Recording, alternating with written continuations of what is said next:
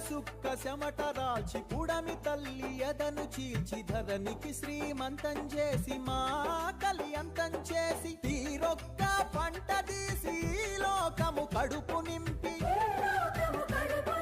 కష్టాన్ని నమ్ముకొని కాలమెల్ల దీసె నీకు భగభగమండే సూర్యుడు నీకు చేతులెత్తిండు మిలమిల మెరిసే చంద్రుడు నీకు తల వంచిండు తెలుసుకో రైతన్న నీ గొప్పతనము రన్నా సమాజానికి దిక్కు నువ్వు సస్తవెందుకన్నా సమాజానికి దిక్కు నువ్వు సస్తవెందుకన్నా